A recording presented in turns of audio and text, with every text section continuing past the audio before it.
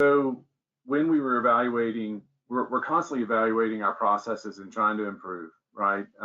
There's a lot of factors that you're trying to manage, and a large source of your truth is in the EMR. So whether it be, we have our own billing team in-house.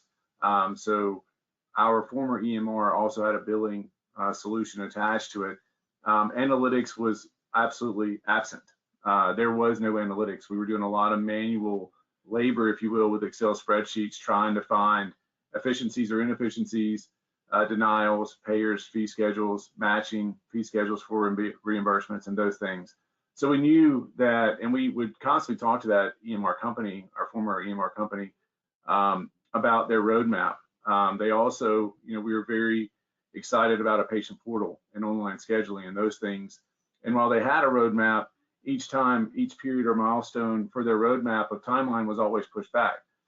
So we said, well, we need to start reevaluating. The other thing too is our former EMR was not a pediatric-based EMR. So it wasn't pediatric-centric, it was more general provider or specialty. So when we started looking into evaluating partners, we looked across a lot of different EMRs. And I'm familiar from my past history of working in with healthcare systems and other things that of perspectives of EMRs and their features and capabilities.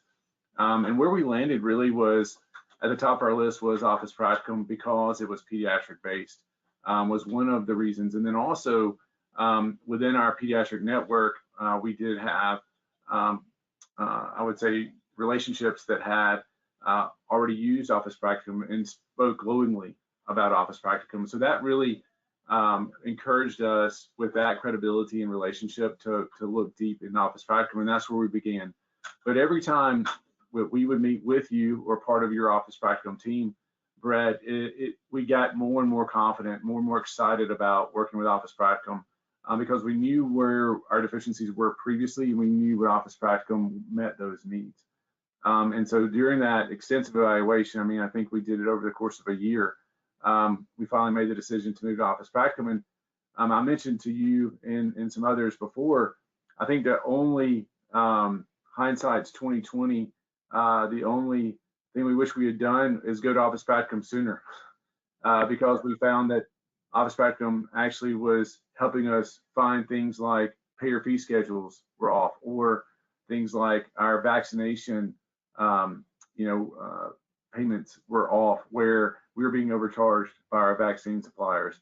And so that would be one thing I would say is we wish you'd gone sooner. But to Dr. James's point is the intuitiveness of our staff, not only on the clinical side, but also on the billing side, to get up to speed fairly quickly and feel proficient has been amazing. The support team with Office Practicum, both in training and account management, has been amazing. Has really made the learning curve, I would say, flattened it as much as possible. When you shift from a system that we were with for 20 years to Office Practicum as our new EMR partner.